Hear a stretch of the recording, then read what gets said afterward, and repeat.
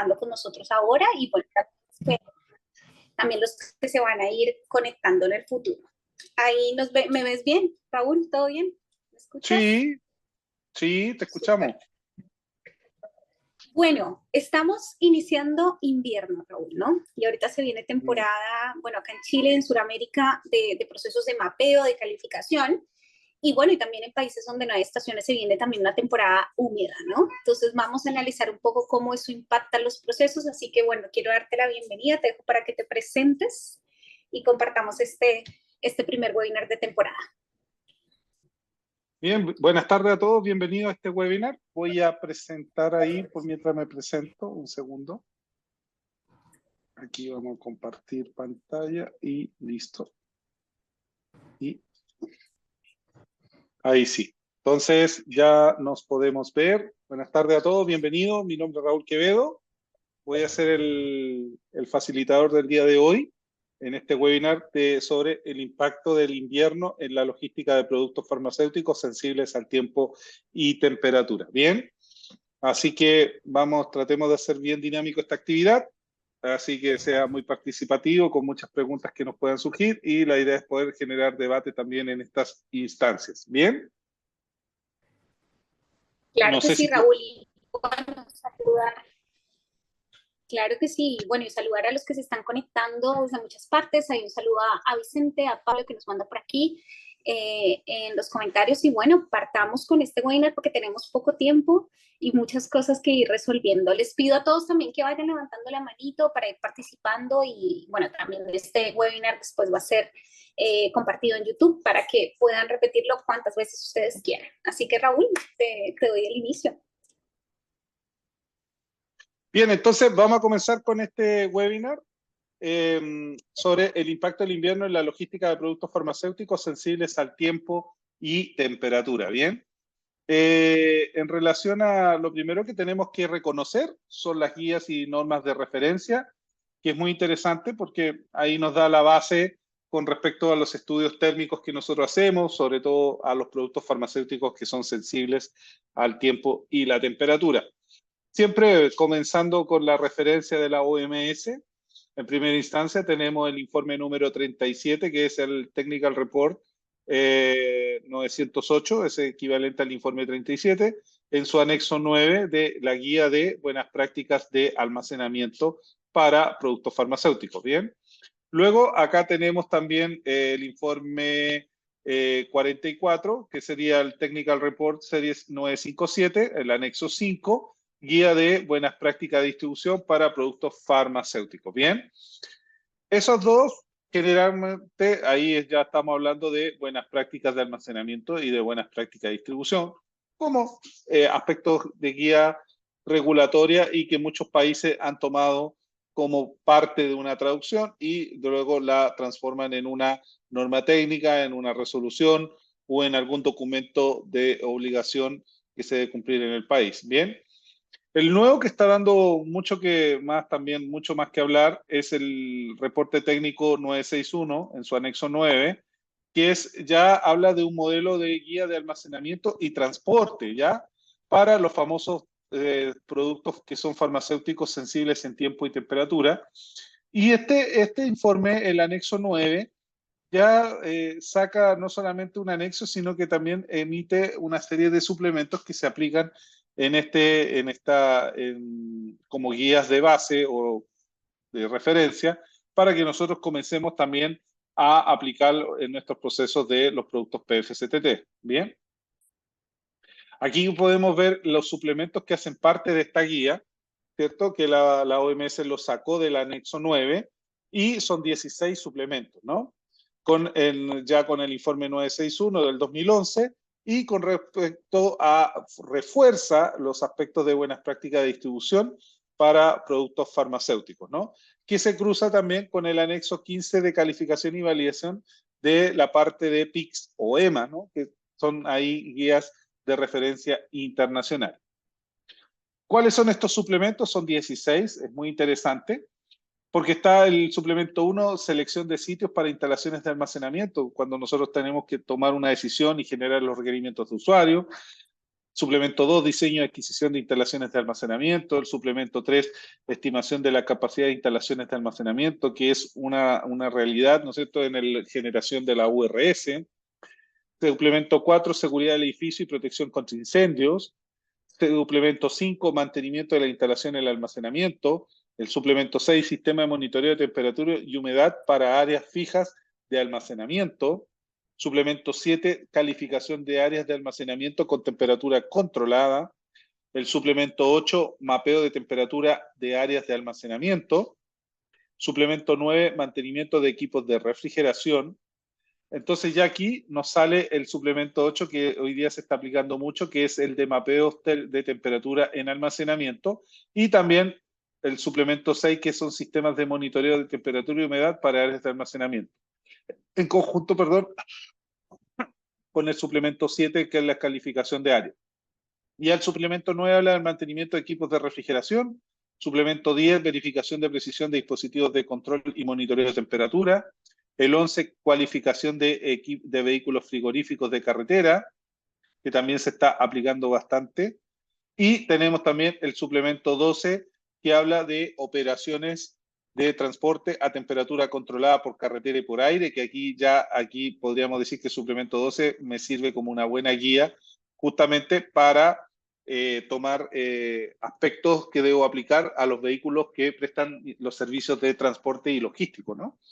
El suplemento 13, calificación de contenedores marítimos, para los que realizan transporte de productos desde mi terminal portuario hasta el otro terminal, hasta destino, el puerto de destino. Calificación de perfiles de ruta de transporte. El 15, sistema de monitoreo de temperatura y humedad para operaciones de transporte. Y el 16, gestión ambiental en equipos de refrigeración. Y el 15 también es altamente utilizado justamente para estas actividades. ¿Bien? Desde el punto de vista también de guías, podemos tomar la USP, el capítulo 1079, pero está ya prácticamente, su aplicación es muy mínima. ¿Por qué? Porque con relación al tema de buenas prácticas de almacenamiento y distribución, lo que se puede rescatar es la temperatura cinética o el MKT, que hoy día es un valor que no mucho se está aplicando en la industria. El capítulo 659 del packaging, ¿no es cierto?, que es el sistema de almacenamiento y el packaging como requerimiento. Tenemos el PDA, que es el Technical Report 39, ya también habla para los productos que son sensibles en temperatura, para sobre todo los productos asépticos estériles. Y la guía de buenas prácticas para productos medicinales, el anexo de la PICS, PE09, el anexo 15. Así que ahí tienen bastantes guías. Y en Chile, por ejemplo, tenemos estas que están alineadas mucho a los suplementos ya actuales, a las normativas, que establecen la norma técnica 147, buenas prácticas de almacenamiento y distribución, la norma técnica 208 de cadena de frío, que es innovadora en la región, y las resoluciones 1539, 40, 41, 42 y 43, que también son traducciones de los suplementos o una combinación de dos suplementos para generar estas resoluciones, que son interpretaciones para aplicar algunas acciones en la cadena de frío, como por ejemplo la calificación de los envases, los envases pasivos, los envases activos, el sistema de monitoreo, la calificación del transporte, entre otros elementos. ¿Bien? Así que eso es más o menos, tenemos bastantes referencias regulatorias, ahí ustedes pueden ir haciendo sus consultas. Bien, en relación a lo mismo, como introducción a las buenas prácticas de almacenamiento y distribución, antes de entrar en contexto de los PFCTT, tenemos que entender por qué nacen los PFCTT. Y les quiero hacer una pregunta acá. Cuando yo les hablo de los PFCTT, ¿ustedes lo están controlando hoy día actualmente en vuestra cadena de distribución o en tu sistema de almacenamiento? ¿O entienden lo que es un PFCTT? Pregunto, ¿quién quiere responder por el chat o por el micrófono?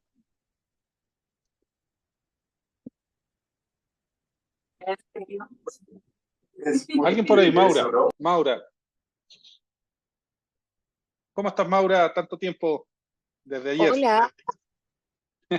Hola, Carolina. Ah, yo pensé que Maura, pero está Hola, Carolina. Raúl, ¿cómo estás? Buenas tardes. Bien, ¿y tú? Bien, bien. Pues en mi experiencia, en los laboratorios en los que he trabajado, la parte de cadena de abastecimiento sí la tienen controlada porque algunos medicamentos de los que manejábamos tenían cadena de frío. Entonces, pues para la compañía eso era algo muy crítico, entonces trataban de que todas sus prácticas de distribución y almacenamiento pues fueran las correctas para eso. Entonces, como ya se había instaurado en la parte de cadena de frío, pues eso aplicaba para los otros medicamentos. Bien. Pero un PFSTT, ¿qué significa entonces? Productos farmacéuticos sensibles al tiempo y la temperatura. Muy bien. Entonces, no solamente son los productos que están en cadena de frío, el espectro crece. Y ahí la cadena de frío era inicialmente dentro de las buenas prácticas y almacenamiento y distribución, se aplicaba bastante, pero después ya empezó a correr el tema de otro tipo de productos que también eran sensibles en el tiempo y temperatura, pero no necesariamente en cadena de frío, sino que, por ejemplo, de 15 a 25 grados, que ya es una temperatura controlada. Materias primas, ¿no? Que funcionan o se almacenan entre 8 y 15 grados. Tenemos productos refrigerados, perdón, unos productos congelados que sería menos 18, menos 10 grados, ¿no? Entre menos 20, menos 10 grados. Y después tenemos los ultracongelados que tenemos de menos 80 hasta menos 50 grados, ¿no? Entonces, la diversidad de productos creció enormemente y por lo tanto la cadena de frío era un segmento más en los 2 a 8 grados, pero no contemplaba toda la problemática o toda la cantidad de productos diversos que también existían. Como también existen productos que no necesariamente son productos que son sensibles a la temperatura, también tenemos productos que son sensibles a la luz y esos también deben tener condiciones específicas de transporte, ¿no? Entonces ahí es donde cómo controlamos en una logística que no cuántas veces me aperturen la puerta de mi equipo y esa iluminación podría dañar mi materia prima o mi producto terminado si es que se requiere que permanentemente esté bajo ciertas condiciones lumínicas. Entonces, todo eso es parte del tema de los PFCTT, ¿bien? Pero, ¿por qué nacen los PFCTT? Nacen principalmente, es una evolución de las buenas prácticas de almacenamiento y distribución que nacen de las buenas prácticas de manufactura, ¿no? Entonces tenemos que entender que las buenas prácticas de almacenamiento y buenas prácticas de distribución son parte complementaria y eso que era que los laboratorios farmacéuticos en su inicio tenían sus bodegas de almacenamiento de materias primas, material de envase y empaque y su bodega de productos terminados, ¿no? Y su bodega de semi-elaborados. Y generalmente esos espacios de almacenamiento eran altamente controlados, pero cuando ya el producto era pasado de un producto terminado y liberado, se despachaba y se seguía una línea de distribución. Entonces lo venía a buscar un vehículo, un transporte, lo cargaban, lo llevaban a un cross-docking y de ahí se seguían distintas formas de distribución, directamente a nuestros clientes, directamente al hospital, directamente a otro centro de distribución o retail que también venden masivamente los productos. Entonces, ¿qué pasaba con esos productos? Desde que salía de mi bodega, que yo era laboratorio farmacéutico para adelante, es la incógnita que quedaba y por eso es que se crea este anexo 5 y 9 de la OMS, que sale las buenas prácticas de almacenamiento y buenas prácticas de distribución, y también se comienzan a establecer directrices no solamente para el laboratorio que lo elabora, sino que toda la cadena de distribución que existe, ¿bien? Bajo ese contexto, las buenas prácticas de almacenamiento y buenas prácticas de distribución ya empieza a exigir elementos que quizás antiguamente no las tenía por ahí como obligatorio, por ejemplo, los mapeos térmicos. Hoy día nos damos cuenta que ya los mapeos térmicos pasan a ser una exigencia muy alta y regulatoria en la línea de servicios, ¿no es cierto?, que se están dando. ¿Pero por qué? Han visto, no sé, Bogotá este año tuvo temperaturas extremas de casi 30 grados o superaron los 30 grados en una época de enero o febrero, por ahí, que eran inéditas en la ciudad. ¿Por qué se ocurre? Por los cambios climáticos. O tenemos fríos que están congelando actualmente. Hoy día tenemos, por ejemplo, ciudades en Chile o en Argentina, la Patagonia, que están bajo hielo, ¿no es cierto?, con menos 20 grados bajo cero. Entonces, esas temperaturas son extremas que quizás no son habituales y que obviamente van a tener un impacto en la calidad de nuestros productos. Por lo tanto, los mapeos ya es cada vez tiene un enfoque mucho más técnico y un enfoque obviamente dedicado no solamente a la distribución térmica de los productos, sino que también a determinar los PFCTT. Y a veces el error que se tiene en un mapeo térmico se dice es que aquí tengo un producto que resiste 25 grados, pero lo almaceno en una bodega de 30. Entonces el auditor cuando te descubre ese tema, ese es un PFCTT, no cae dentro de una bodega 30, tiene que tener unas condiciones especiales de temperatura diferentes a la de 30 grados. Entonces ahí es donde tienes que construir un área especial y habilitar, ¿no es cierto?, con sistemas de climatización mucho más eficientes para esas temperaturas. Los cuartos fríos también toman importancia, no solamente está el cuarto frío desde 2 a 8, está el cuarto frío de congelados, está también las cámaras de congelamiento, ultracongelación, que también hoy día se deben estar calificando, menos 80 grados, imagínense, o sea, son temperaturas bastante bajas, ¿no? Y dentro de las buenas prácticas de distribución también tenemos que considerar también, y las buenas prácticas de almacenamiento, el tema de los software. Hoy día software de monitoreo, software de gestión, con enfoque en los PFCTT que determinen claramente la receta, todo lo que está aconteciendo en las condiciones de almacenamiento, como cadena de frío y también los mapeos térmicos en la distribución. Muchas veces uno le pregunta, bueno, ¿y los vehículos los controla? No, no los controlo. ¿No le tomas temperaturas de monitoreo? Tampoco lo están haciendo. Entonces, están a ciega en esa logística que se está realizando.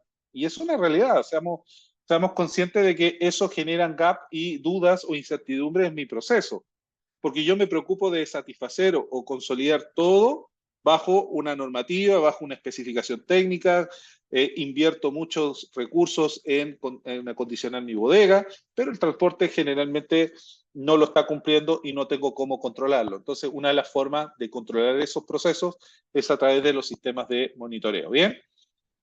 El informe 32 no pedía nada, por lo tanto, en Centroamérica, que todavía están con el informe 32, que es toda la línea del reglamento centroamericano, ¿no es cierto? Están pidiendo mapeos térmicos, realizan mapeos térmicos, algún monitoreo por ahí y algunas veces cadena de frío, pero el enfoque, claro, obviamente se van tomando consideraciones o recomendaciones de parte de la autoridad sanitaria, como no está regulado en la reglamentación de manera clara, como ya lo informan el informe 37 y el 44 y el 45, entonces en esa línea quedan un poco de gaps más abiertos que hoy día no están bien establecidos. Entonces, por esa razón, hay grandes diferencias en Centroamérica. Ya en el informe 37, como pueden ver, se implementan buenas prácticas TCTP y buenas prácticas de almacenamiento que se combinan con el informe 44, y ahí formamos las buenas prácticas de almacenamiento y distribución. Pero en el informe 45 es donde nacen los PFCTT y es lo que nosotros tenemos que enfocarnos como tal.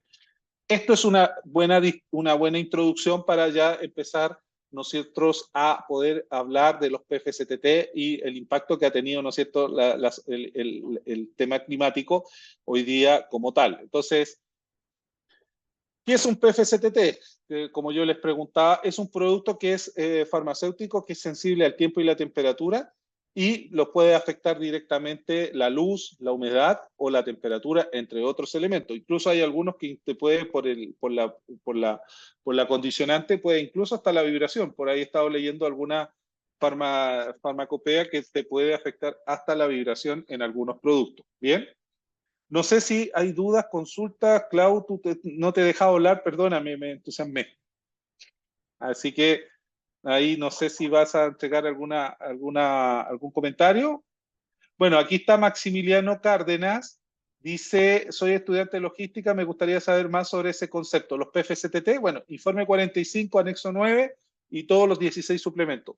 Hoy día no solamente nos enfocamos a los productos que son cadena de frío, como yo les decía, hay una variedad mucho más amplia de tipos de productos de acuerdo a las condiciones de almacenamiento. ¿Bien? Productos farmacéuticos sensibles al tiempo y temperatura. ¿Bien? Productos farmacéuticos, perfecto, Ana Estefanía, ¿no? Entonces, ¿cuáles son las problemáticas? Como decía en la introducción, las problemáticas de invierno, ¿no es cierto? Que te estaba generando en el tema logístico, ¿no? Entonces, Dentro de la parte logística y los problemas que se producen en el invierno, que nosotros lo podemos ver en la cotidianidad de nuestro hogar con las tormentas. Por ejemplo, hace pocas semanas, el mes pasado, yo estuve en Costa Rica y habían tormentas que le dicen si bien es cierto están en verano, pero le dicen invierno porque llueve más. También se produce temas en Centroamérica, problemas de logística producto del exceso de lluvias, ¿no? Y puede impactar directamente en la calidad de un producto. El exceso de lluvia puede producir, ¿no es cierto?, retraso o congestión alta en las carreteras, ¿cierto?, caminos cortados, inundaciones, y tenemos que tomar, el producto ya fue despachado quizás 8 horas antes, 16 horas antes, está a metros de llegar o a kilómetros de llegar a su destino y no puede hacerlo porque el área está anegada inundada con agua o con nieve o con simplemente las condiciones climáticas si no lo permiten, y eso va impactando en el tema. Entonces, pensar, y este es como es una idea ideal al inicio que dice, es una idea errónea, común, que el envase pasivo de la cadena de frío solo es crucial cuando las temperaturas suben. Y es un error, porque siempre nos preocupamos que va hacia arriba, ¿no? Y ahí uno dice, pucha, hoy día tuvimos un veranito en un invierno, como nos pasó hoy día en Santiago. Hoy día en Santiago tuvimos una temperatura de 20, 21 grados, cosa que veníamos con días climáticos de 8 grados, 5 grados. Entonces, en ese contexto, se nos producen estos incrementos de temperatura en invierno. ¿Y qué es lo que va a producir? Me va a producir un problema hacia arriba. Pero el mayor error es que tampoco nos damos cuenta hacia abajo. Y también es mucho más crucial las temperaturas que nos pueden impactar hacia la zona inferior, ¿no es cierto? Por ejemplo, una vacuna se puede cristalizar. Si se cristaliza, le cambiamos la eficacia, y al cambiar la eficacia, obviamente, tenemos un problema de calidad de un biológico que teníamos que distribuir. Entonces, ahí tenemos un problema que tenemos que resolver. ¿Bien? Entonces, el envase pasivo, por ejemplo, en una cadena de frío, si bien es cierto, va a desempeñar un papel importante en la preservación de los productos que nosotros estamos llevando, transportando, generalmente también son muy estáticas sus configuraciones. Y eso también genera estos imprevistos, ¿no? Como los veranitos de invierno y los inviernos de veranito, pasa al revés. Entonces nosotros tenemos dos tipos de configuraciones, una de invierno y una de verano para los PFCTT. Ya sea que transportemos cadena de frío o transportemos productos de 15 a 25, que en algunos países también lo hacen con neveras portátiles, ¿no? Entonces, ¿qué es lo que te puede pasar? La configuración es tan estática que está programada para temperaturas bajas. Pero ¿qué pasa si justo hoy día tuvimos una temperatura más baja de lo normal? ¿Podría afectar la cadena de frío, el transporte? Que el vehículo haya quedado estacionado pasando la noche y justo cayeron heladas por temperaturas de 4 o 5 grados bajo cero, y el transporte no tenga suficiente aislación térmica y por lo tanto el frío traspase hacia el interior de la zona de donde lleva el envase pasivo, o que haya quedado en la losa de un aeropuerto. Entonces, esas son las problemáticas que a nosotros nos desemboca una cadena de frío, ¿no es cierto?, con un PFCTT. Y al revés, una configuración es tan rígida, es tan estática que quizás tenemos un problema de que hoy día tuvimos unas temperaturas más altas y por lo tanto la configuración hoy día no resistió el tiempo que tenía que resistir porque estaba parametrizada para temperaturas por debajo de los 15 grados, ¿no? No pensamos que íbamos a llegar a los 20, 25 grados. Entonces también puede ser un impacto. Así pasa en verano, ¿no? Te ponemos una cantidad de geles pack a los envases pasivos y todo lo demás, y nos viene un invierno de veranito, ¿no? Que es al revés, un día muy frío para un verano caliente, y por lo tanto las configuraciones también se nos van hacia abajo en el tema, porque va a impactar la temperatura ambiente. Por lo tanto, mantener este medio ambiente controlado durante todo el año va a ser crucial, ¿no es cierto?, para que nosotros garanticemos la calidad y seguridad del producto. Bien, Clau, te doy la palabra. ¿Quieres hablar, opinar? Sí, de hecho quería... ahora sí, no, de hecho quería aportarte que cuando hemos hecho cadenas de frío, o en los proyectos que estoy de cadena de frío, uno de los problemas más comunes son las excursiones hacia abajo. Y estas excursiones se producen no solamente por el envase, sino por el entorno, lo que tú dices. A veces, sobre todo en las operaciones logísticas, ¿no? En los proveedores, que a veces los proveedores dicen, ah, es frío, entonces voy a poner el envase en una nevera, o nos pasa mucho en los vehículos que baja mucho la temperatura. Hicimos un envase en una condición, digamos, como tú dices, no tan dinámica, y se nos producen excursiones a la baja. Y el problema de las excursiones a la baja es que comúnmente los estudios de estabilidad van más a la alta, ¿verdad?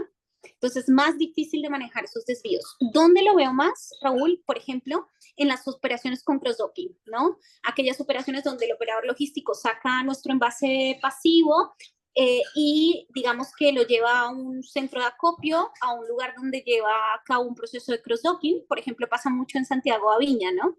No sé si tú has visto esas rutas, que son rutas Claro, cortas, pero producen muchas excursiones, porque pues pasa en la noche el envase tal vez en un vehículo, pero en condición exterior, o tal vez en alguna nevera, en alguna cámara fría, que hace que la excursión vaya hacia abajo, y eso nos produce excursiones que son difíciles de, yo le diría, de documentar. Y otra de las problemáticas que yo veo acá en el tema del invierno es también los acondicionamientos de los geles, ¿no? Que siempre suelen ser un tema muy crítico cuando tenemos envases pasivos, ¿no? Que ahí yo sé que tú lo vas a tratar, pero que para mí es clave que cuando se vaya a hacer un proceso de cross-dock y no tengamos operadores logísticos, se califiquen. Es decir, vayamos y veamos la operación en terreno, ¿no? Cómo se hace el cross-docking, qué vehículos participan, idealmente tener algún tipo de monitoreo ambiente, no en todos los despachos, pero que nos permita ver cuál es el comportamiento ambiente, y realmente cuando hagamos la calificación de ese envase, lo probemos en los entornos. Eso era lo que te iba a decir, porque me ha pasado muchísimo. De hecho, en las rutas más cortas es donde suelo tener más excursiones, porque los ambientes son más variables. exacto. No, por eso es la variabilidad, porque además como validación, cuando uno habla de validación, espera que siempre los procesos sean lo más repetible y reproducible posible. Pero una validación de cadena de frío, el término de validación es como difícil, ¿no? Porque triplicar y tener los mismos resultados, esperar los mismos resultados para 3 rutas en 3 días diferentes o en 3 épocas diferentes del año, cuesta muchísimo, ¿no? No, porque tenemos que considerar un montón de variables, como estaba señalando Clau, y como las que estamos mostrando acá. Entonces, es bastante tema. Bien, a raíz de estas problemáticas, primero que nada, tenemos la problemática de la variabilidad de la temperatura, ¿no? Esos fríos enormes o esos calores enormes que a nosotros nos generan problemas, ¿no? Y ahí, lo primero, la gran problemática de los PFCTT es las fluctuaciones extremas que tenemos en la temperatura exterior. Y ahí es cómo lo hacemos para controlar esa variable, ¿no? O veranitos de invierno, como decía, que es una tónica que se da. Tenemos 3, 4, 5 días y dicen ya tenemos ola de frío, ¿no? Por ejemplo, hace 2 semanas atrás, 3 semanas atrás, en Santiago tuvimos ola polar prácticamente. Entonces ahí teníamos un frío extremo, etcétera.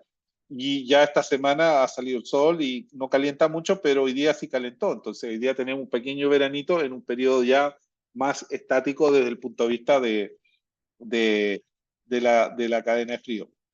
Otro aspecto interesante también es que las configuraciones, ¿no? Y las especificaciones con respecto a las configuraciones, porque cuando hacemos la validación de la cadena de frío o de un envase pasivo o un envase, una temperatura controlada o un equipo ya con hielo seco, ¿no? Que es un poquito más estable. El hielo seco a través de los envíos de productos que son sensibles a temperatura es bastante estable.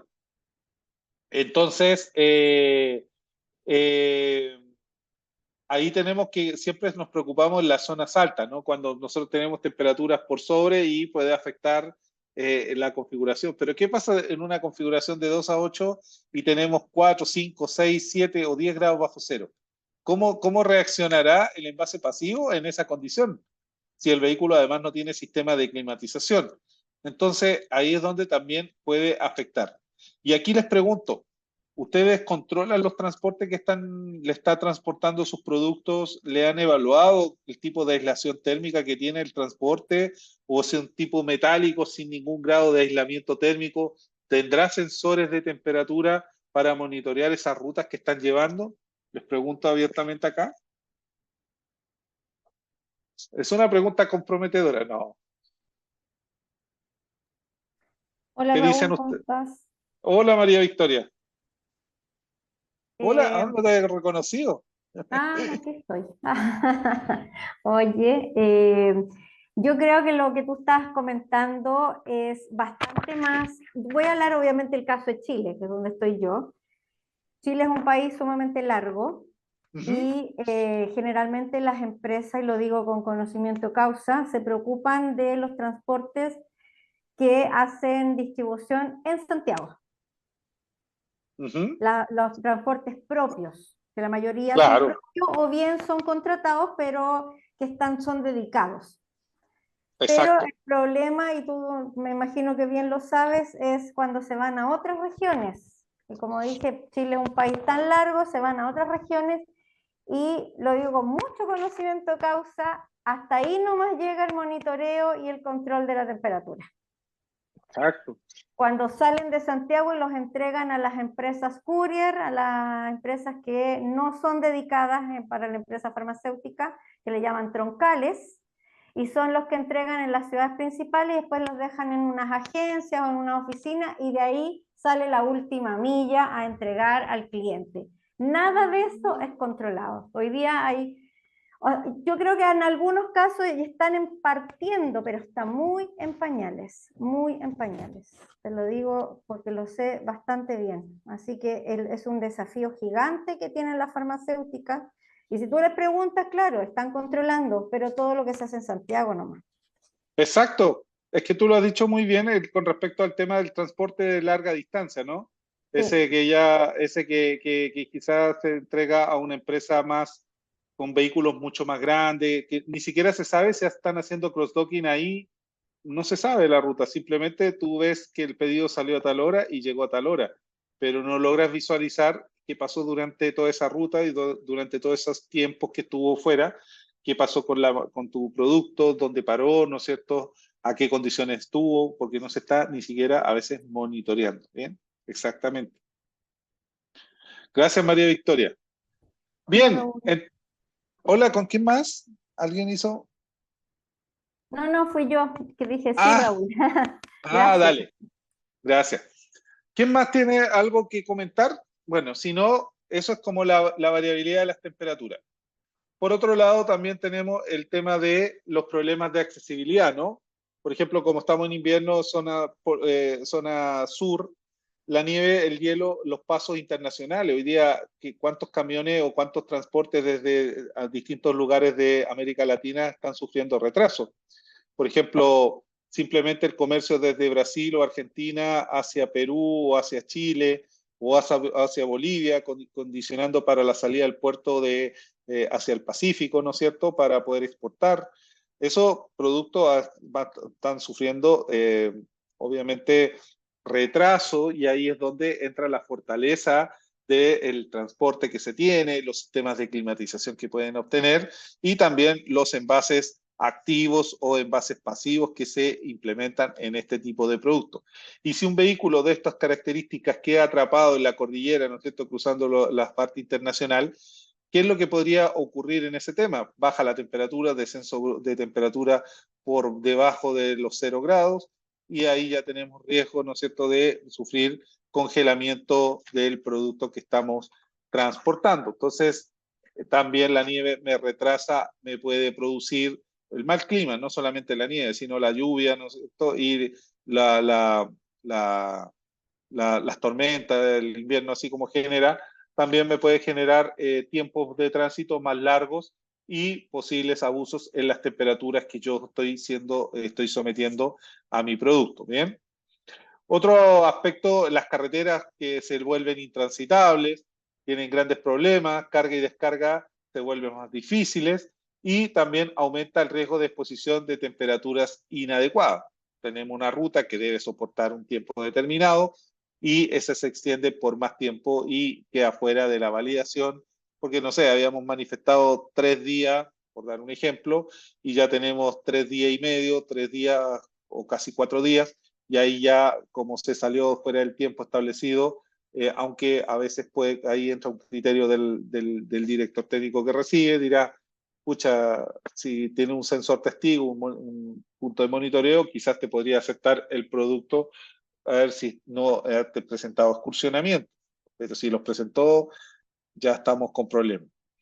Y otro tema importante también son los retrasos en los envíos, ¿no? Y ahí se nos van generando retrasos también en la continuidad del negocio, en el tema del usuario, del paciente, que también le estamos generando una falta de producto en el mercado, ¿no? Entonces los hospitales, por ejemplo, que tienen que hacer tratamientos médicos todos los días, las clínicas, hospitales, están esperando estos productos para que lleguen para ser utilizados, y lastimosamente me genera también una falta de producto en la farmacia hacia el paciente, y eso también es un riesgo que se debe considerar al momento de hacer esta logística en este tipo de productos, ¿no? Y un producto que se atrasa, que es sometido a temperaturas extremas y que finalmente no es aceptado por el usuario, finalmente es desechado, desperdiciado, o porque ya, y si es devuelto igual, porque ya perdió toda temperatura, ¿no es cierto?, y control, a no ser que se transporte en un vehículo que tenga las condiciones climáticas requeridas, que tenga una robustez y haya podido soportar las condiciones climáticas por más tiempo de lo habitual. Pero si es un envase pasivo, generalmente ya pasado el tiempo, se vuelve a desechar. Clau, no sé si tienes algún comentario. No, principalmente lo que te decía Raúl, la importancia de conocer bien las rutas y en el análisis de riesgo levantar todas las condiciones. Yo comúnmente cuando hago cadena de frío soy bien rigurosa en el levantamiento de las rutas, si existen cross-docking, si existen vehículos, todos los componentes. Es importante como para a veces cuando no tenemos posibilidades de ir, digamos, hasta la última milla, ¿no? Hasta el proceso final, es importante por lo menos hacer un levantamiento documental de los componentes del proceso de distribución, ¿sabes? Me refiero no solamente a los componentes del envase, sino a los componentes del proceso, ¿no? ¿Quiénes son los proveedores? ¿Están calificados? ¿Tienen algún sistema de calidad? ¿Cuáles son las rutas? ¿Zona aérea, terrestre? Si son varios tipos de transporte. Si existen reclamos, por ejemplo, es algo que siempre pregunto. Es algo bueno porque eso nos puede dar antecedente y nos ayuda a evaluar mejor la criticidad de las rutas. A veces hay rutas que por sus volúmenes se descartan, pero a veces son rutas que presentan problemas continuamente. Entonces, determinar bien si hay algún reclamo, si existe monitoreo de temperatura, por ejemplo, si existe llamémoslo, varios subcontratos. Es muy importante cuántos subcontratos hay. O sea, yo creo que esto se levanta muy bien si hacemos un buen levantamiento de análisis de riesgo. Y creo que ahí no se le da tanta profundidad a los estudios de distribución. Nos enfocamos mucho en los resultados, pero poco en los componentes y en los análisis de riesgo. Es lo que a veces más me cuesta, ¿no? Y hay algo, Raúl, que me ha pasado mucho en las cadenas, que son los productos lábiles a humedad. Que a veces es importante tener en cuenta que hay productos lábiles a humedad. Y esto es importante, ¿no? Porque en la distribución comúnmente la humedad se encuentra como informativa, pero esos productos hay que considerar también que tienen un impacto en la cadena. Entonces, el buen levantamiento de estudios de estabilidad de los productos, de los proveedores, es determinante para prever problemáticas. Más que reaccionar frente a problemáticas, prever problemáticas. Y los estudios térmicos estadísticos. Por ejemplo, a mí me gusta hacer un buen estudio estadístico de cuál es el comportamiento que ocurre en esa ruta, en esa zona, cuál es el comportamiento de los años anteriores. Si no existe data, buscar data a través de centros estadísticos de meteorología, meteorología, de estudios estadísticos de temperatura y humedad, porque eso ayuda a que podamos hacer una buena determinación de rutas críticas, porque de la buena determinación de rutas críticas vamos a poder hacer un mejor envase activo, vacío. Perfecto. Sí. Perfecto. Bien. ¿Alguien que tenga dudas, consulta antes de seguir avanzando? Los veo bastante silentes, ¿no? Calladitos. Yo tengo una consulta. José. Hola. Hola. Hola. Fíjate que yo trabajo en una industria que tengo despacho masivo de muchos productos. Y sabes que yo todavía no me encuentro con algún producto refrigerado que sea sensible a humedad. Así que me encantaría si Claudia podría compartir una lista de los que ella ha tenido experiencia, porque yo hasta el momento no he encontrado ninguno. Sí, mira, no son muchos, no todos son cadena de frío, la verdad no todos son de 2 a 8, pero Mm. es muy común en productos a temperatura controlada. Eso sí, ahí sí Por yo ejemplo, sí. productos que son de 15 a 25, Sí. son pocos, algunos productos biológicos muy específicos, cosméticos sobre todo, que es lo que Sí. yo he tenido la oportunidad, pero ocurre mucho más en temperaturas controladas. Sí, O sí, eso sea, sí. Sí, ahí, yo he tenido la perdona, oportunidad de Clau, hacer validación. hay dos O sea, vacunas sí, también. solo para terminar, he tenido la oportunidad. Sí, también vacunas. No son, o sea, llamémoslo, en lo masivo, no es tan común un producto de 2 a 8, llamémoslo menos 20 o en ultracongelación, pues sabemos que la humedad no entra, pero de 2 a 8 con humedad, pero existen. Por eso es importante tener el listado de productos con las especificaciones. ¿Por qué Sí. lo digo, José? Porque muchas veces en las cadenas de frío no se entregan. Entonces, yo soy bien rigurosa en que tengamos las especificaciones. Te doy un ejemplo, hice una validación documental para un producto que se iba a registrar en Chile y una validación que venía de Ecuador a Santiago en 15 a 25 con un contenedor precalificado, pero resulta que había un producto con humedad y se lo comentamos al cliente, no se consideró y tuvimos muchísimas excursiones. Entonces, más allá de los volúmenes, porque no es, digamos, el masivo, es bueno tener listado de productos con las especificaciones de temperatura y humedad y revisarlas. Porque Sí, me ha yo pasado también generalmente que he llegado a auditar cadenas de frío o llamémoslo, validación de cadenas de distribución a temperatura controlada, y me pasa mucho que no se tiene listado de productos con especificaciones, o me pasa que están y el producto nos dice que hay una labilidad a humedad, pero no se ha considerado eso como excursión. sí, sí, Entonces, sí. sí te digo que como de las cadenas de frío que he validado, me he encontrado en productos no sé, muy específicos, veterinarios, algunas vacunas, no es el masivo, como tú dices, no Sí. es el producto refrigerado masivo, pero lo hay. Por eso mi recomendación es que enfoquemos mucho al levantamiento inicial, que esté ese Sí, listado y en base a ese listado construir las especificaciones. Y te sí, lo digo porque yo te digo, he tenido la oportunidad de auditar muchísimo y es muy difícil que se tenga ese listado. Me cuesta mucho que se levante, que se documente, porque muchas veces tampoco el operador tiene esa información.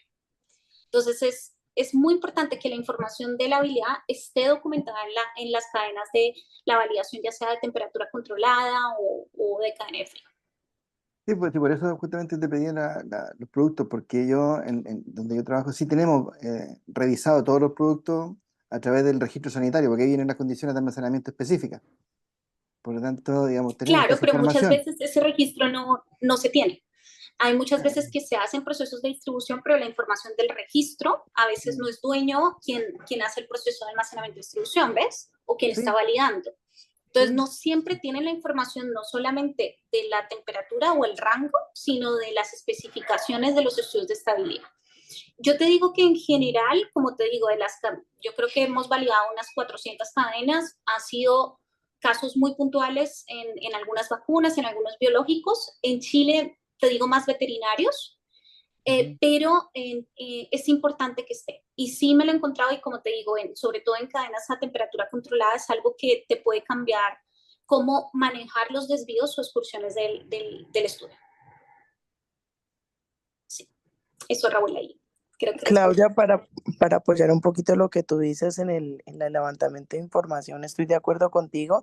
Y por ejemplo, acá en Colombia también es bueno que se incluya los problemas, pues como acá no tenemos estaciones, pero sí tenemos a veces problemas de lluvia y hay derrumbes en las vías.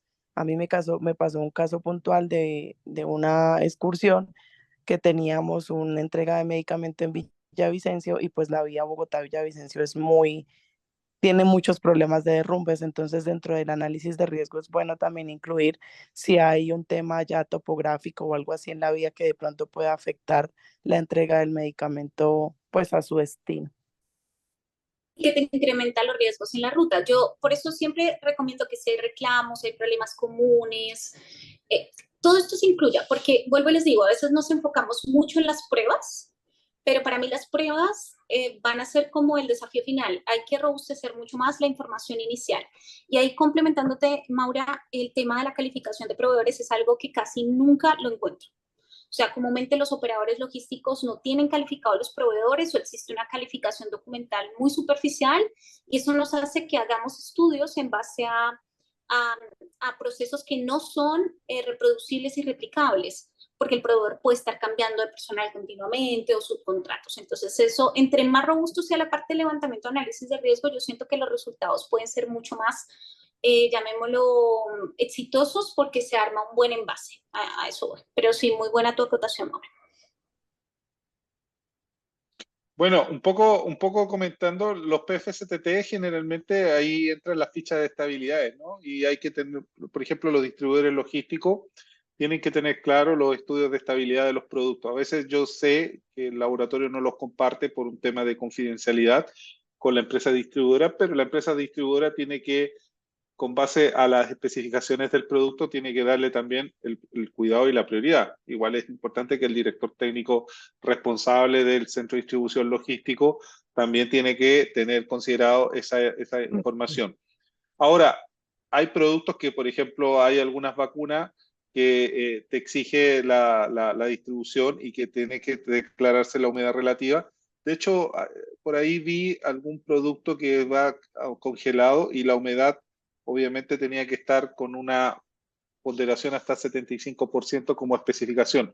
Por ahí voy a buscar mis registros, pero sí me ha tocado estar en una que fue con hielo seco, a una condicionante de temperatura y la humedad tenía que estar cercana o un máximo a 75%. Entonces, son especificaciones muy detalladas, muy especiales para algún tipo de producto y en esa línea se tienen que informar. Igual es importante también que en la logística que se haga siempre se esté monitoreando la temperatura y la humedad relativa, aunque la humedad relativa sea informativa. La otra vez con Smyrna en Centroamérica le decíamos, ¿te acuerdas, Smyrna?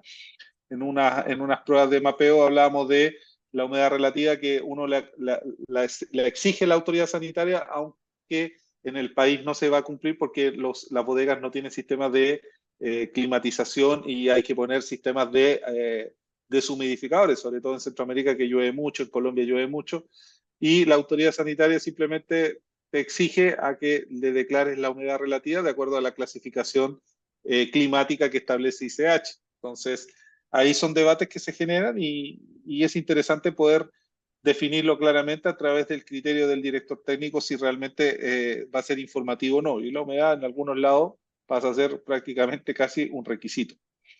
Bien, entonces con esto seguimos avanzando. No sé si hay más dudas, consultas. Bien, con respecto a entonces, esto vimos los problemas de accesibilidad. También están los cortes de energía. Y esto aquí ya lo dejé como a esta etapa, porque existen muchos lugares que no me pueden garantizar en el tema de la continuidad del servicio la situación ante cortes de energía, ¿no? Entonces, la primera pregunta, cuando no les falta el equipo electrógeno o el equipo de energía auxiliar, y me dicen, no, tenemos una UPS para una nevera, pero la UPS tiene una hora, media hora. Sí, pero es que aquí llueve, pero no se corta la energía. Y ahí pueden ver en este dibujito acá cómo el árbol cayó y cortó el cable eléctrico por un exceso de lluvia y eso desemboca en cuántas horas podría estar sin energía eléctrica.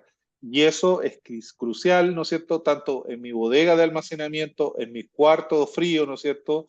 En mi cámara de congelador o ultracongelados, como también en el tema del transporte. Si el vehículo queda con fallas técnicas o mecánicas en la ruta, cuánto tiempo es capaz de resistir, planes de contingencia, etcétera. Entonces, ahí es súper importante tener este concepto de los cortes de energía. ¿Qué puede contribuir a los cortes de energía? Principalmente tormentas de invierno, ¿no es cierto? Condiciones extremas que pueden conducir a estos cortes de energía, caídas de tormentas eléctricas, y por lo tanto vamos a tener una interrupción en el control de temperatura tanto de los equipos como de las instalaciones, ¿no? Entonces, ahí hay que tener también equipos, o se me descompone un equipo. Por ejemplo, tengo, no sé, un ultracongelador, el ultracongelador, ¿no es cierto? Un equipo instalado en mi centro de almacenamiento. ¿Y qué pasa si ese equipo se descompone o tiene que ir a un cambio de repuesto? Tengo backup para poder reemplazar los productos que están almacenados en ese lugar, traspasarlos a otro de manera inmediata, o tendré que buscar un sistema de enviar mis productos a otro lugar que sean almacenados, y ese transporte de caso de emergencia, ¿cómo lo justifico, no? Entonces, hay que reflexionar con respecto a los temas de corte de energía. No es porque me digan siempre es que aquí la energía se corta poco, sino que también hay que tener claro de que estos imprevistos son parte de los análisis de riesgo que ustedes deben fundamentar, y de tener claras las acciones a seguir en caso que se les produzca este corte de energía eléctrica. ¿Bien? Y sistemas de energía auxiliar, no el sistema de energía auxiliar, no de por sí me quita un riesgo, sino que, claro, me va a bajar un riesgo, me lo minimiza, me hace una mitigación del riesgo antes de quedarme sin energía, pero ahí nacen otros riesgos que siempre me gusta decirlo. Por ejemplo, el tema del mantenimiento del equipo de energía auxiliar, que se haga al día, ¿no? Porque a veces dicen lo instalo, pero después nunca más le hacen mantenimiento y la cosa le creció pasto, barro, y ahí está fuera en la intemperie, ¿no? O recarga de combustible, no sacamos nada con tener un equipo súper de energía auxiliar que me otorga 8 horas, 12 horas de continuidad energética, si tiene 600 litros de petróleo diésel, pero estaba prácticamente con 100 litros y no teníamos más petróleo instalado, ¿no? El tema de la capacidad del combustible, que es crucial, en los tiempos de preservación. Entonces, no porque tenga un equipo de energía auxiliar me garantiza que me quedo tranquilo, sino que me va a garantizar, no sé, 4 horas, 2 horas, 6 horas, 8 horas, dependiendo del tamaño de la planta. Y obviamente eso tengo que tenerlo desafiado con los planes de mantenimiento y con las pruebas que yo hago a mi cuarto frío, a mis equipos que tengo en fase de almacenamiento. ¿Bien? Por ahí, Asmina me dice, tuvimos un caso en el que el transporte se quedó sin combustible debido a un retraso en la carretera, lo que impactó en la temperatura controlada del contenedor. Claro. Y ahí, ¿cuál fue tu plan, Asmina? ¿Y ahí tenían un plan de mitigación o se perdieron los productos?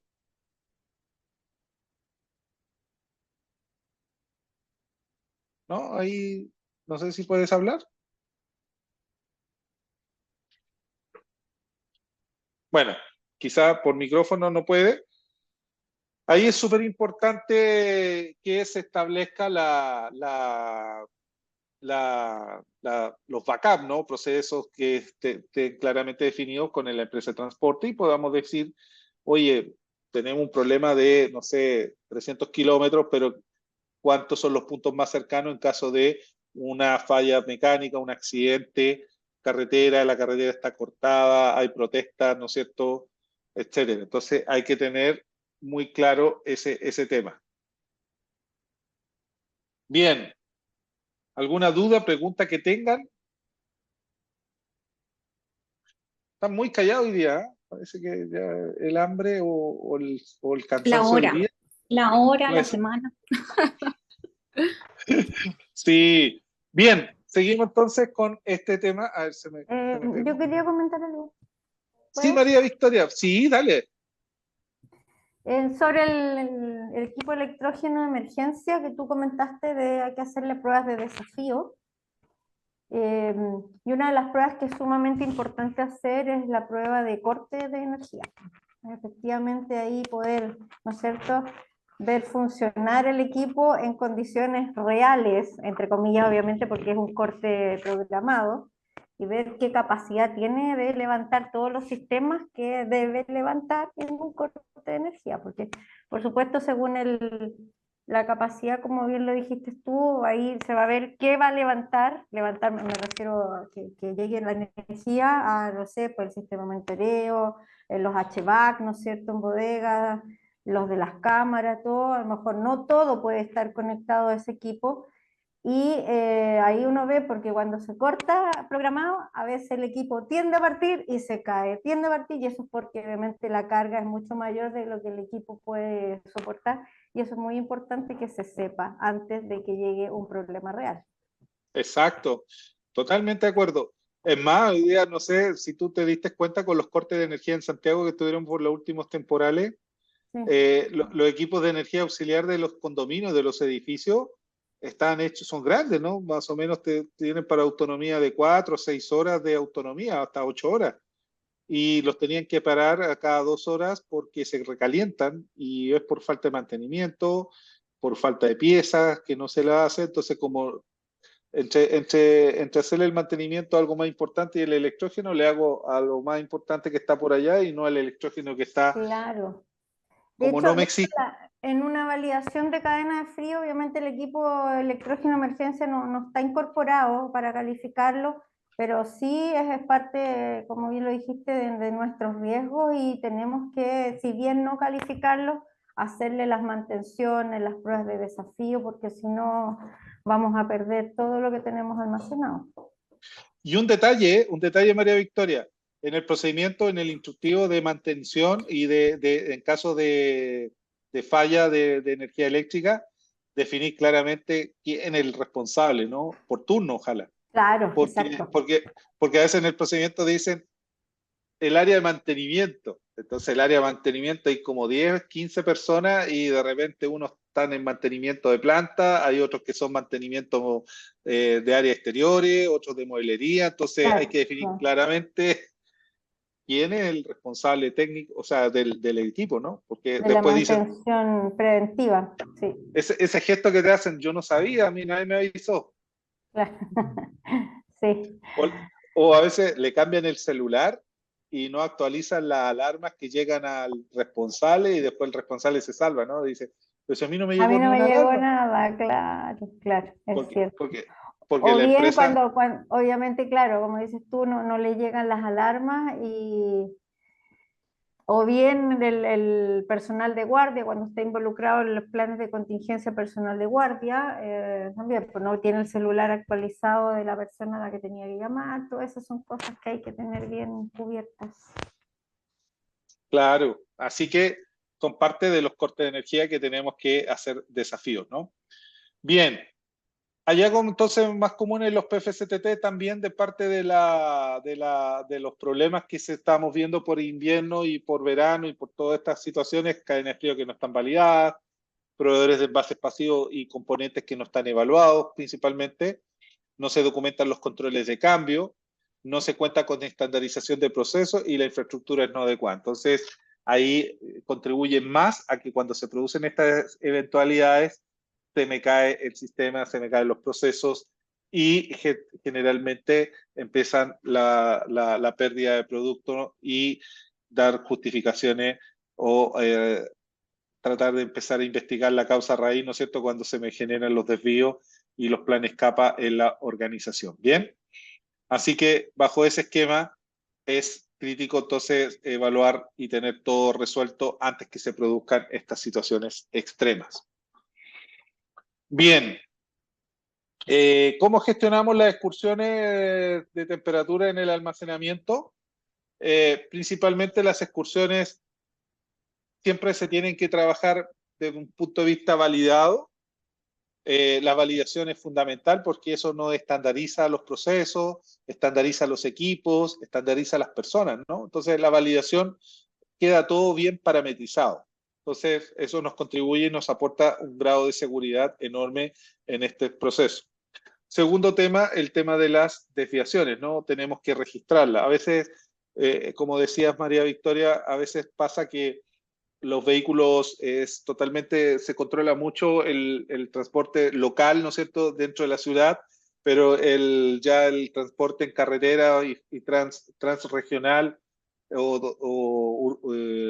ya fuera urbano, del radio urbano, generalmente está menos controlado, entonces no tenemos muy claro si se están presentando desviaciones o excursiones en el proceso de la logística. Entonces, ahí es donde nosotros con las desviaciones tenemos un buen aprendizaje y con el aprendizaje hacemos la mejora, ¿no? Si no tenemos registro de desviaciones, no podemos mejorar porque no hemos conocido cuál es la situación o la causa raíz del problema. Otro aspecto importante es el tema de los controles de cambio. Esto es lo más habitual, ¿no? Los controles de cambio son demasiado, son un problema mucho más fuerte de lo que ustedes a veces se nos viene a la mente. A veces el camión cambió condiciones de temperatura, no la está registrando, cambiaron la empresa de logística, se cambió, se modificó, no hubo una evaluación de los proveedores, se hicieron cambios en las configuraciones de los envases, etcétera, y por lo tanto eso también puede y va a afectar siempre estos temas de los PFCTT que están siendo distribuidos. Gestión de riesgo, por ejemplo, como veíamos, inviernos que puede afectar hacia abajo, lo tenemos analizado el riesgo, pasos los Libertadores, pasos internacionales como cordilleras, están nevados, ¿cuántos días podríamos tolerar la cadena de frío en su máximo tiempo de espera? 3 días, 5 días. ¿Cuántos días me soporta un envase activo, ¿no? Que está conectado a una fuente de energía, ya sea batería o sea parte del vehículo? Esos elementos sí deben ser evaluados en la gestión de riesgo. Como decía, Maura da el ejemplo de los derrumbes de carretera por exceso de lluvia. Justamente tienen que estar evaluados y considerados en la gestión de riesgo, y es lo que a veces no se considera cuando nosotros tenemos estas excursiones, ¿no? La emisión de documentos, como no sé, las fichas técnicas de configuración de pasos pasivos, el tema de la trazabilidad, el tema de los procedimientos actualizados, entre varias cosas. Y finalmente, no menor, el entrenamiento del personal, que tenga el conocimiento y que tenga la inducción mínima necesaria para que las personas sepan la criticidad de la actividad que están realizando y puedan empezar a tomar acciones más en pro al beneficio de estos tipos de productos que son muy sensibles a la temperatura, el tiempo, ¿no? Y a la iluminación o a la humedad. Entonces, en ese orden de ideas, creo que estos son el tema de las temperaturas cuando empezamos a presentar excursiones. Y finalmente, eso es lo que va a pasar. Entonces, ¿qué es lo que sucede cuando tenemos temperaturas en una cadena de frío? Vamos bien y de repente en los gráficos se nos presentan un incremento de la temperatura. ¿Por qué se nos produjo ese incremento de la temperatura? Porque tuvimos un veranito en invierno, por ejemplo, al leer esto. ¿Y por qué tuvimos un veranito en invierno? Porque se nos presentó justo hoy día, un día caluroso, en día de configuración que la cadena de frío que tenemos o la distribución del producto farmacéutico sensible se excursionó fácilmente porque las configuraciones son más livianas que una de verano, ¿no es cierto? En el verano le ponemos más capacidad de hielo, de gel, ¿cierto? Tenemos una configuración mucho más robusta porque las temperaturas son más extremas hacia arriba. Implica que un día podemos tener un día muy frío en verano que podría afectar hacia abajo. Esto claramente afecta porque fue un pequeño verano en un día de invierno. ¿Alguna pregunta? Clau, ¿algún comentario?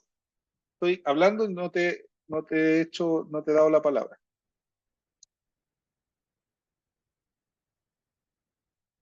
Me siento solito. Estoy solito. Raúl, yo quiero hacerte una pregunta. Cuéntame. En estos días que tú hablas de los veranitos en invierno, de los inviernos en verano, ¿cuál sería la acción que se debería tomar? Obviamente las personas responsables es fijarse en el tiempo el día anterior, mirar obviamente cómo va a estar el día para dar la instrucción, tenemos que usar esta configuración o tenemos que usar esta otra configuración. ¿Cuál sería tu consejo ahí en este caso? Bueno, si tú me preguntas a mí, y eso ha sido debate de varios reuniones, ¿no? A veces me ha tocado estar en el SAFIB, por ejemplo, y a veces se escucha el tema de la misma también, del tema de estas dudas que se presentan.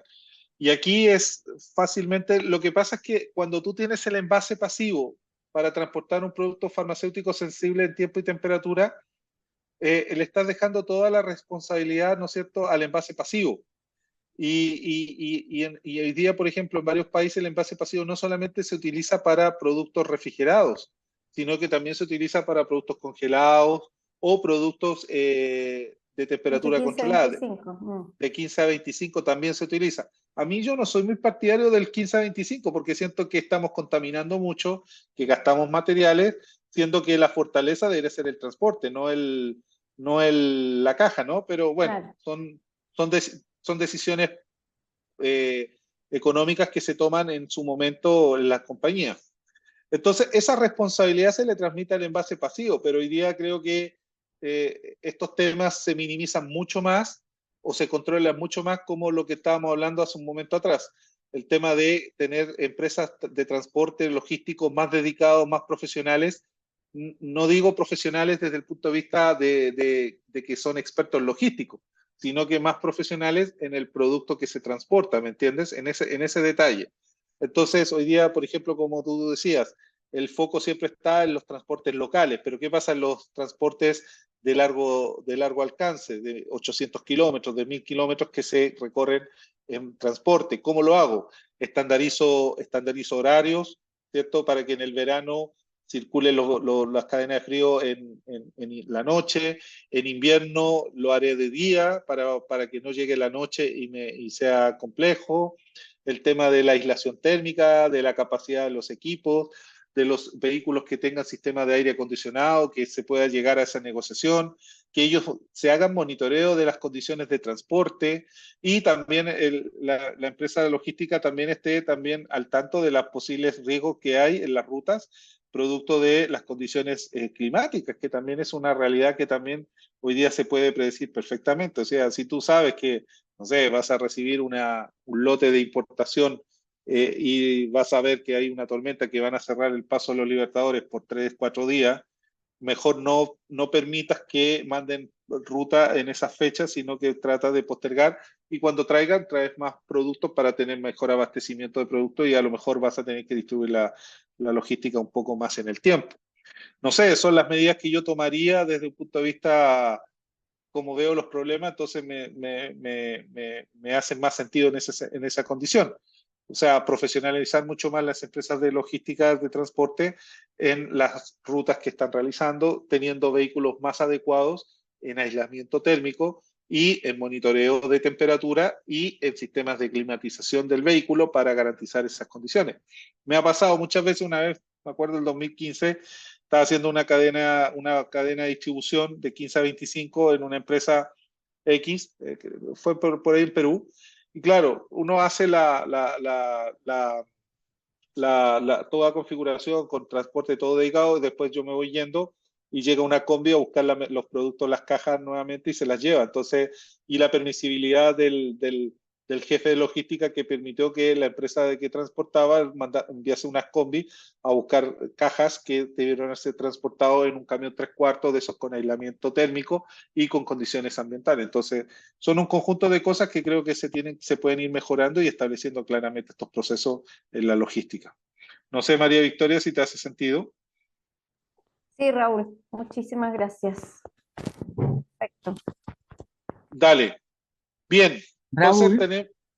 Sí. ajá, Carmen Valecillos por acá, ¿cómo estás? Hola, bien, ¿y tú, Carmen? Bien, bien. Una consulta porque la bodega para la que yo trabajo no tiene cadena de frío, es seco, pero sin embargo, como inicialmente se habló en temperaturas de verano, uno está que no aumente tanta las temperaturas, pero también en el caso de invierno, uno también tiene la duda de que bajen mucho la temperatura, porque esas bajas temperaturas conllevan a un alta del porcentaje de humedad.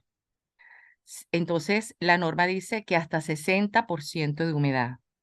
Y en algunos casos ha habido más de 60%, sobre todo en estas últimas semanas. Claro. Entonces, lo que hemos hecho es mover esa carga en donde el sensor nos ha indicado de que está más de 60, lo hemos movido para evitar esa alta de humedad. ¿Qué recomendarían ustedes en ese caso para cumplir? Porque hay que cumplir con las especificaciones. Entonces, ¿qué recomendarían? Pero espérame, es la bodega, ¿no? Que estás Es bodega, presentando. no transporte, no, en la bodega. Y estás en una zona ¿en qué De país estás? temperatura no, aquí en Chile, en Ah, temperatura controlada, de 15 a 25, pero en invierno baja de 15, baja hasta 10. Y entonces, al bajar la temperatura, pues aumenta el porcentaje de humedad. Entonces, al aumentar el porcentaje de humedad, sobrepasa los 60, el 60%. Entonces, muchas veces los bultos se sienten, cuando está ese porcentaje de humedad elevado, se siente como más frágiles ujú. los bultos que contienen los productos. Entonces, por eso es que hemos movilizado esos productos a otras ubicaciones en donde la humedad no esté sobrepasada de 60. Pero por eso es una agonía todo el tiempo. ¿Qué recomendaría? ¿O cómo Lo que pasa, uno haría esa excursión? sí, lo que pasa es que cuando tú haces un mapeo térmico, en las condiciones de de una zona de almacenamiento en temperatura, claro, efectivamente Chile definió por zona climática, es zona climática 2, por lo tanto tiene que tener 15 a 25 grados. Por ahí la norma técnica 147 del ISP también lo dice, de 15 a 25 grados el almacenamiento de los productos. Pero por ahí saltó otro punto del rotulado y el etiquetado y dice, se permitirán también temperaturas de acuerdo a las condiciones de almacenamiento de las Sí. etiquetas. Entonces, Hasta 2 grados. no, no, de hecho, claro, desde 2 grados hasta Ujú. 30 grados le ponen. Sí, Entonces, claro, como mi producto tiene almacenamiento de hasta 30 grados máximo, entonces le pongo 30. Pero eso es porque quizás zona climática ahí ya pasa a ser 4, que son los 30 grados máximo y 75% humedad. Pero quedó permitido y ya hoy día tiene esa tolerancia, ¿no? Entonces tú dices de 15 a 25 o le pones 30 grados máximo y algunos le ponen hasta 2 grados mínimos por el etiquetado el punto de la norma técnica 147. Entonces, esa variabilidad quedó y por lo tanto la bodega ahí, la mayoría de las bodegas que conozco están trabajando entre 30 grados máximo.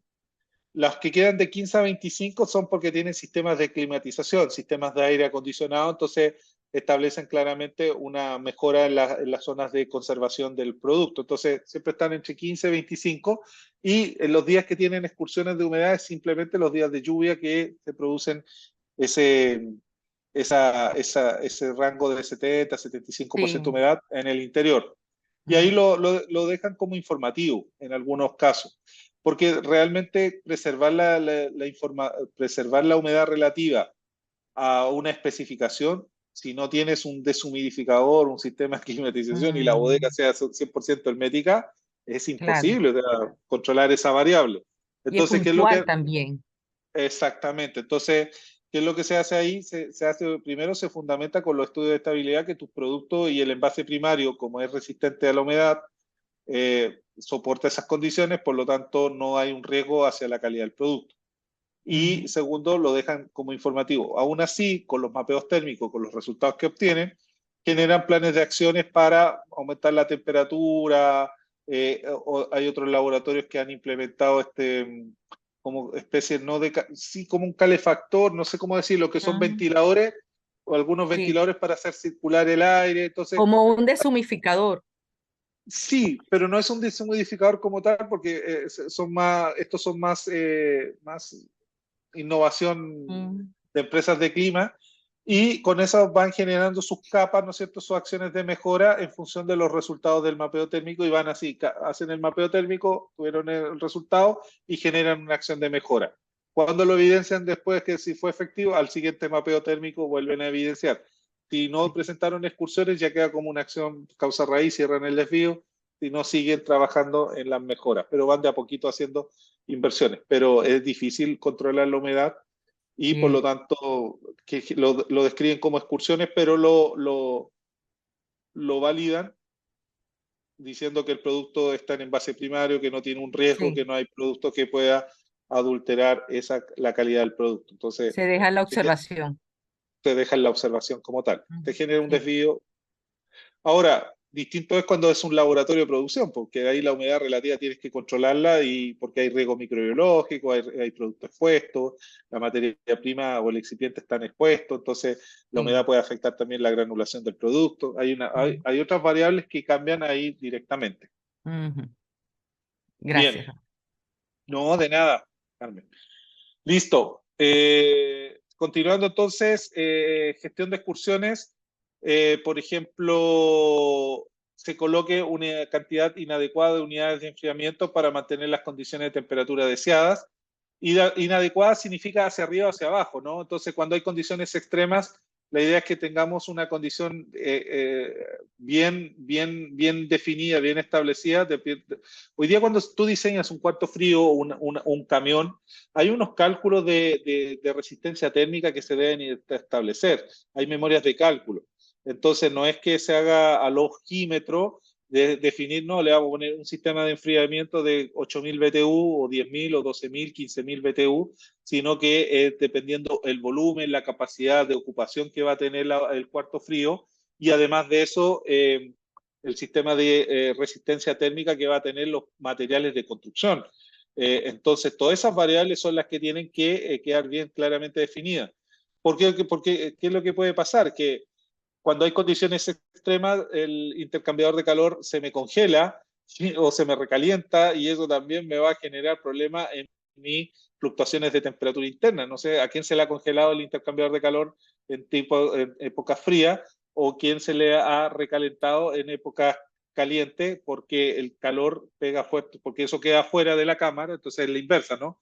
Adentro estamos enfriando, afuera está botando el calor, y por lo tanto genera un aire fluctuante producto de las condiciones externas, ¿no? Entonces, la construcción del cuarto frío también tiene que ser bien, ojalá esté dentro de una zona de un galpón y no esté al aire libre, porque ahí también hay problemas de mayor envejecimiento, deterioro del sistema del cuarto enfriamiento.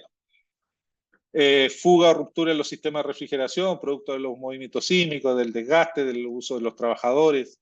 Eso pasa en los vehículos principalmente. Los vehículos hoy día, un vehículo nuevo que se califica espectacular y da una buena distribución térmica en los resultados, pero al año siguiente le pusieron un gas refrigerante que no correspondía, empiezan a tener, por los movimientos, las cargas y las vibraciones, empiezan a tener también problemas de fuga. Entonces eso, imagínate, con las condiciones extremas que estamos viviendo, puede afectar gravemente la calidad del producto. La falla de energía, ¿no es cierto?, que hace que las cámaras no funcionen tanto para la bodega como para el vehículo.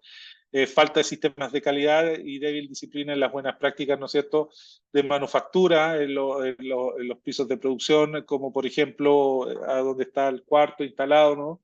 Y las personas están a la vista los variables, los controladores, y los pueden modificar. Lo mismo pasa con el transporte. Conciencia general sobre las consecuencias de no mantener la temperatura dentro de unos límites. Obviamente ahí están los límites de alerta, límites de acción, de 2 a 8, de 15 a 25, y se tienen que establecer estos límites para que antes que se produzcan los desvíos o los fuera de especificación, primero tengamos las alarmas y las alertas o el análisis de tendencia, y poder determinar si nuestro equipamiento merece o requiere alguna intervención, ¿no? Cambios climáticos extremos, ¿no es cierto? Y ahí tenemos los veranitos los veranitos en invierno y los inviernitos en verano, ¿no? Que pueden afectar las configuraciones que tenemos. De hecho, en la oficina aquí nos pasa. Nosotros tenemos aquí sistemas de climatización, de sistemas como sistemas de generación de aire, son fan coil, esa es la palabra, con los sistemas de ducto. Entonces, en invierno le ponen agua caliente circular, entonces el intercambio de calor es por agua caliente. Pero en verano le ponen el chiller conectado, entonces tenemos agua fría. Entonces, hoy día hizo calor, entonces hoy día hay que apagar el aire, porque ¿para qué vamos a tener aire caliente circulando? Porque el sistema funciona con estos sistemas de climatización, ¿se entiende?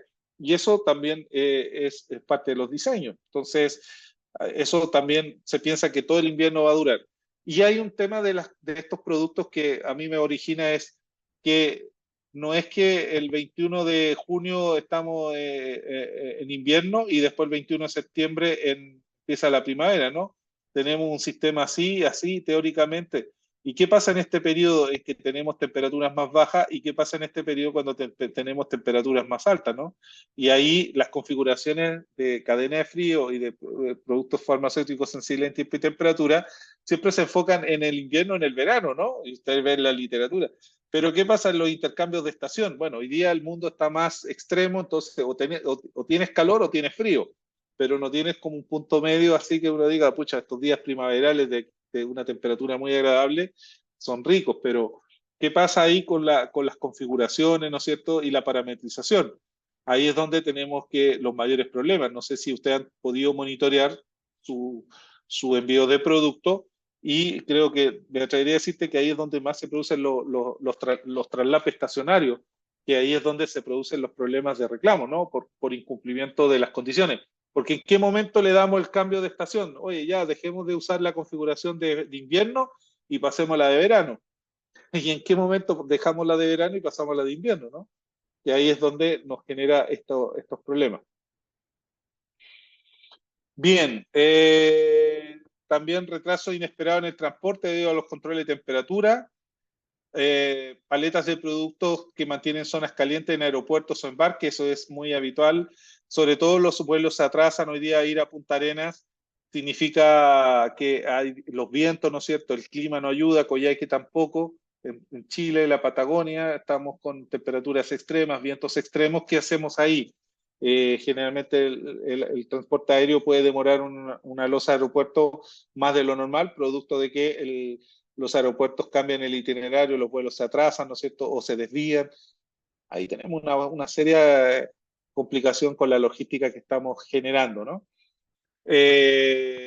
Los contenedores refrigerados, furgonetas de control refrigeradas no se utilizan para el transporte. Ahí también tenemos ese tema, que tienen que ser, como dicen, tratar de que los vehículos que nos van a transportar estos tipos de productos tengan las condiciones de infraestructura adecuadas para transportar los productos.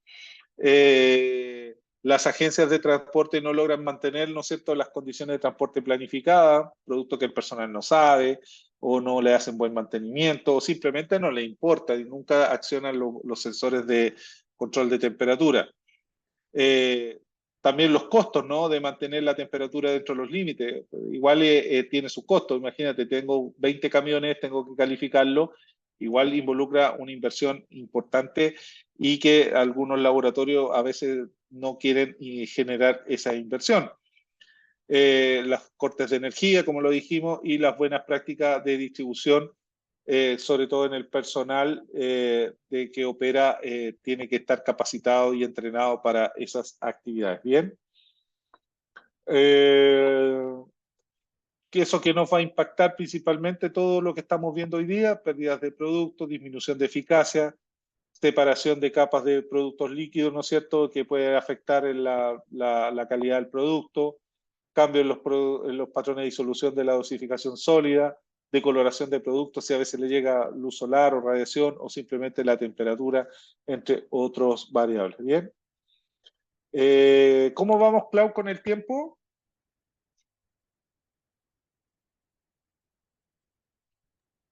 Mira, Melvin Smina hizo, a ver, Melvin dice, aquí tengo una observación.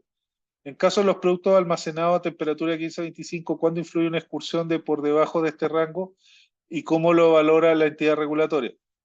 Lo que pasa es que, a ver, Melvin, esta pregunta que haces es, en caso de que los productos almacenados a temperaturas de 15-25, ¿cuándo influye una excursión por debajo de este rango, que es invierno, principalmente temperatura ahí? Depende un poco de la ficha de estabilidad, ¿no es cierto? Si tenemos una excursión por debajo de los 15 grados, generalmente ahí tu acción de mejora, como yo te decía, es colocar un sistema de climatización o generar un sistema que acondicione el aire a las condiciones.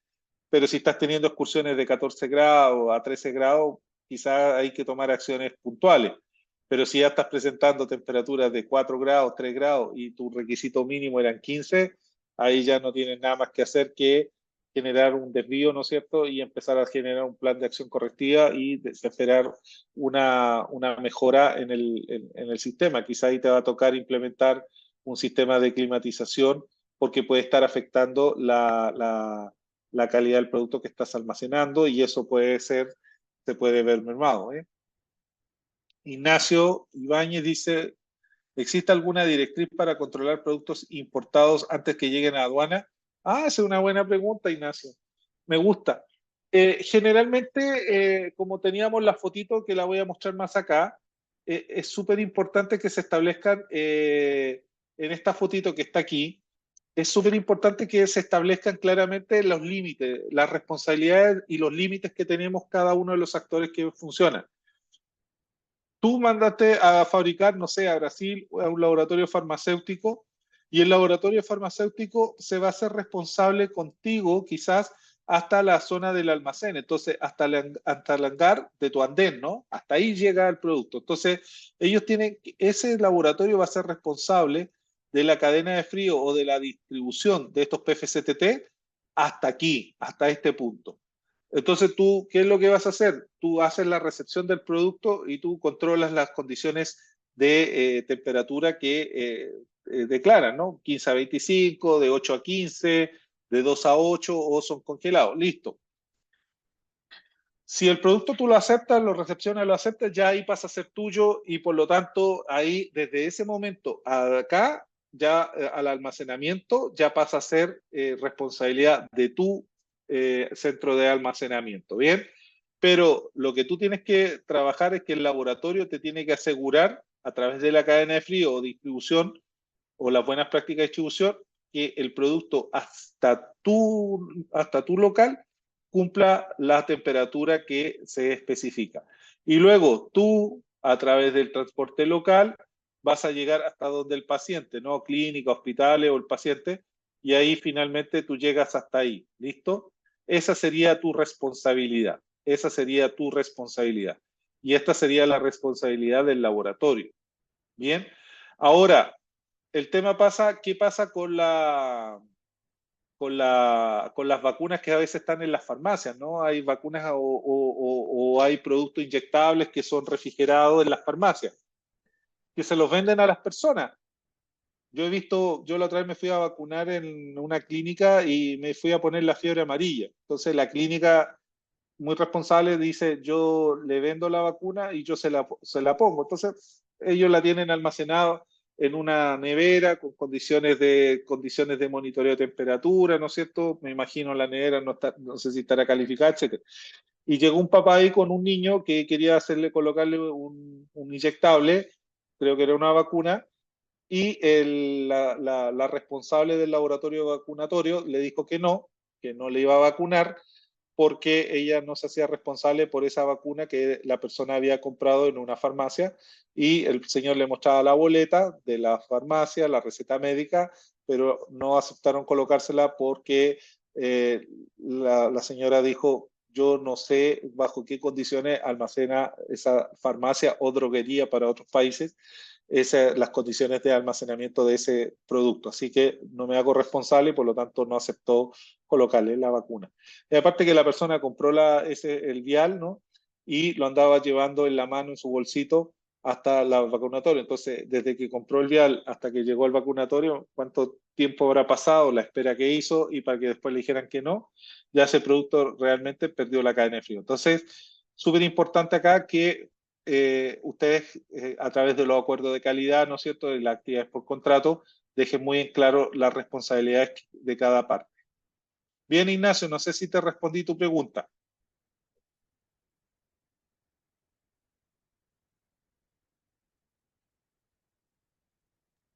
Tenemos otra de Vicente.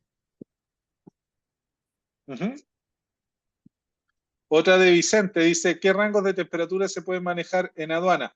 Mira, aduanas, hoy día las aduanas están con estas empresas de recepción de productos en aeropuertos. Principalmente ellos trabajan hacen el proceso de aduana o desaduanamiento, no sé cuál es el concepto, bueno, hacen el ingreso y hacen aduana en Chile a través del aeropuerto, y en los aeropuertos hay empresas que se dedican a hacer esta gestión, ¿no? Que tienen bodega y tienen cuartos fríos. Entonces, estas bodegas y estos cuartos fríos generan, están calificadas, de hecho la están calificando. Nosotros hemos calificado en Colombia y acá en Santiago algunos de estos elementos, y ellos tienen calificado la zona de almacenamiento provisorio. Mientras llega el agente de aduana, hace la revisión, ¿no es cierto? Y todo el trámite administrativo, ese producto está cubierto en un lugar con las condiciones climáticas correspondientes. Así que en ese sentido la aduana. Y la norma de cadena de frío en Chile por lo menos obliga a que los aduanas también tengan calificado su cuarto frío para darle continuidad a los productos PFSTT. ¿Bien? Bien, Ignacio, qué bueno, te quedó claro cómo podrías actuar. Bien, bien, Vicente, también te quedó claro. Entonces, esas áreas sí están establecidas. ¿Bien? Disculpa, Bien, sí, Ignacio. que tenía un alcance igual. Resulta que igual me plantearon en su momento que, por ejemplo, si viajaban, no sé, en barco, algún producto farmacéutico, existía un cierto proceso de, como más o menos informal, donde uno solicitaba que estos bultos fueran, por ejemplo, no en cubierta, fueran en algún lugar más, de temperatura más estable.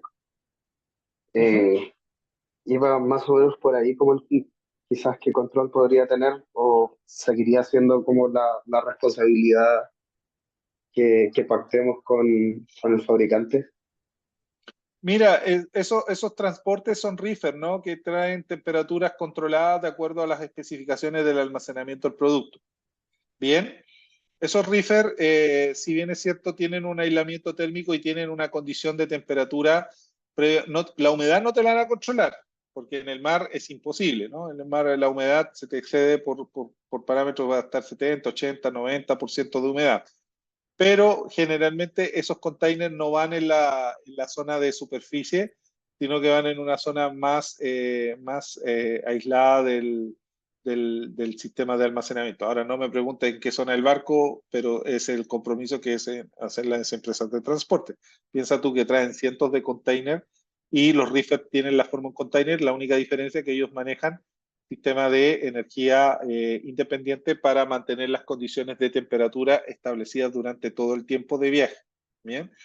Ahora bien, esa responsabilidad no es tuya porque tú eres cliente, estás recibiendo el producto. ¿Quién es responsable? El laboratorio que te está enviando el producto a Santiago. ¿Me entiendes? Entonces, esa empresa que te está enviando, entonces tú vas a acordar de que el producto lo desaduanas en puerto y de ahí pasa a ser tuyo, o vas a esperar que ellos lo desaduanen en puerto y la logística del puerto a la bodega donde estás tú también la cubren ellos. Es lo que tienes que definir bien como cadena de frío, o producto controlado.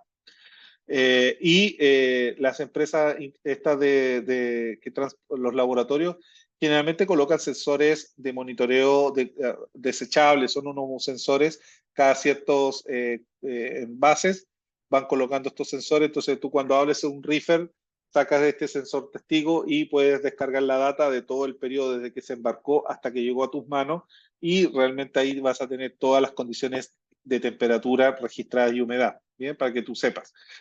No sé ahí, Ignacio, si te respondí tu pregunta. Me queda mucho más claro al menos las condiciones de transporte. En realidad, me lo habían planteado como algo menos controlado hasta el No, momento. no, claro. Pero la responsabilidad es del laboratorio que te envía el producto. Y ahí tú defines hasta dónde es. Yo le pondría hasta la puerta de mi casa, ¿no? Hasta la recepción. Claro, si ya viene en Claro. un reefer y viene controlado, créeme que van a mantener las mismas condiciones. Pero es mejor así, y después tú te haces responsable en la recepción, almacenamiento y después el picking y la distribución local, ¿me entiendes? Pero eso lo defines tú claramente en ese proceso. ¿Bien? Muchísimas gracias. No, de nada. Bien, avanzando. Asistente anónimo, me dice, ¿hay alguna responsabilidad legal o penal en el caso de que algo pase si se corta la cadena de frío en X circunstancias? ¿Y quién sería la responsabilidad? Bueno, asistente anónimo. Esa responsabilidad pasa, lo que yo estaba diciendo, es el acuerdo de calidad que ustedes establezcan con el laboratorio que fabrica el producto y que es sensible en tiempo y temperatura, ¿no? Entonces, en el acuerdo de calidad que ustedes firmen, van a definir desde la salida de la fábrica de allá, de origen, hasta que llegue a la puerta de mi bodega, ¿no? Todo eso es responsabilidad del laboratorio. Si tiene excursiones, yo no le recibo. Entonces el laboratorio verá qué hace con esos productos. Y como no quiere tener devoluciones, no quiere tener drama con esa cantidad de productos, ellos van a hacer todo lo posible para preservar esa cadena de frío y colocar los sensores de monitoreo que requieran. ¿Ven? Ahí entra un papel importante estos sensores descartables que son muy buenos para monitorear la cadena de frío o los productos que sean sensibles en tiempo y temperatura. ¿Bien? Perfecto. Seguimos entonces a más preguntas. El acuerdo de calidad se relaciona al Incoterm que se apliquen en las importaciones. Bueno, ahí es claro, o sea, el acuerdo de calidad se define en responsabilidades, ambas partes se comprometen a cumplir las buenas prácticas de almacenamiento y distribución, parte de la norma que dice, se tiene que declarar, y ambos tienen que ser proveedores, o sea, tienen que ser ¿cómo podríamos decir? Organismos que tengan autorizaciones sanitarias. O sea, el laboratorio al cual le estás comprando ya tiene el producto registrado en Chile y está reconocido en Chile como laboratorio por su producto que está registrado, ¿no es cierto?, ante el ISP o ante el Servicio Agrícola Ganadero, si es veterinario. O en Colombia el ISP, el INVIMA o el ICA, ¿no? Entonces, eso ya el laboratorio es reconocido y ustedes también tienen autorización sanitaria para hacer ese acuerdo. Entonces, el acuerdo de calidad incluye que ambas partes tienen que tener autorizaciones, ambas partes se comprometen a cumplir las buenas prácticas de almacenamiento y distribución y que además, obviamente, se definen claramente las responsabilidades de cada parte, ¿no? Y ahí hay que ser muy, muy estratégico en esa parte porque si no te pueden pasar cosas. ¿Bien? Listo.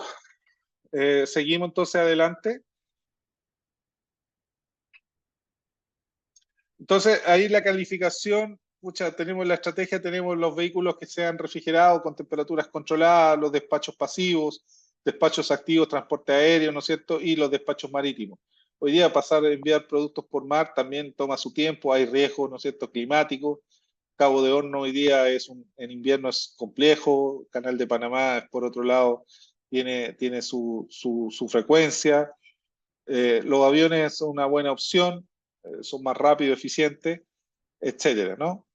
Bueno, es importante que los vehículos, como son parte de esto, para ir cerrando ya este webinar, es importante que los vehículos tengan consideraciones como vehículos propios operados directamente. Antes que entren en operación deben ser calificados. Servicios de transporte contratados deben garantizar que se encuentren calificados para asegurar, ¿no es cierto? Y ahí hay calificaciones de diseño que son regulatorios, ORS, análisis de riesgo. También los IQ que se identifiquen, instalación según lo especificado, esté calibrado, los sensores de monitoreo tengan un diseño. Las pruebas también del OQ, procedimientos, calibraciones, alarmas, pruebas de distribución térmica sin carga para los vehículos, en general los que transportan. Aperturas de puerta, también los arranques. Y en el PQ, prueba de distribución térmica con carga, apertura de puertas y pruebas de ruta en invierno y en verano para garantizar, ¿no es cierto?, que los productos se transportan. Generalmente estos recordatorios, las pruebas de PQ, carga útil máxima y mínima, verano, carga útil mínima y máxima en invierno, se tienen que desafiar. Para el caso de los países con categoría clasificación climática 4, 4B, ahí es una sola estación, así que carga mínima y máxima, pero en una sola estación. O sea, por ejemplo, un país como Colombia o Centroamérica van a irse por este lado y ya hacen una sola carga, ¿no es cierto?, máxima y una mínima para el vehículo. Ahí como se instala, ¿no es cierto?, los sistemas de almacenamiento en transporte, que es importante que se considere. Y el sistema de monitoreo es fundamental, ¿no es cierto?, en tanto en los vehículos refrigerados se tienen que estar monitoreando las temperaturas permanentemente. Ojalá hacer monitoreos de las rutas, tener estadísticas, tener datos bastante críticos para esta actividad. Los dispositivos, bueno, para exactitud de más o menos 0,5 grados, deben estar calibrados, ¿no? Y la ubicación se determina de acuerdo a los puntos fríos y calientes que se hayan obtenido en las pruebas de calificación de estos transportes.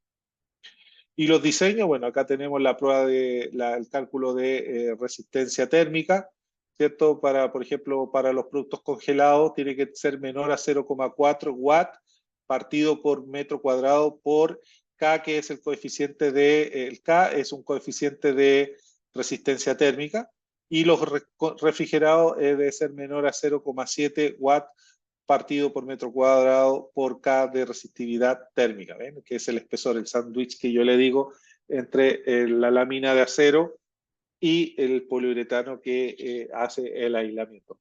Como se darán cuenta, si ustedes hacen este cálculo, pero para un transporte normal, que es pura lata, cero resistencia térmica, por lo tanto les va a dar 3 o 4 watts partido por metro cuadrado por resistividad, y por lo tanto no genera ninguna protección al producto que ustedes están teniendo bajo condiciones extremas. Bien, listo, creo que hemos llegado al final de este webinar. Espero que me evalúen bien. No, o sea, evalúen lo que tengan que evaluar, mejorar lo que tengamos que mejorar, y espero que les haya servido muchísimo para que ustedes hayan aclarado sus dudas.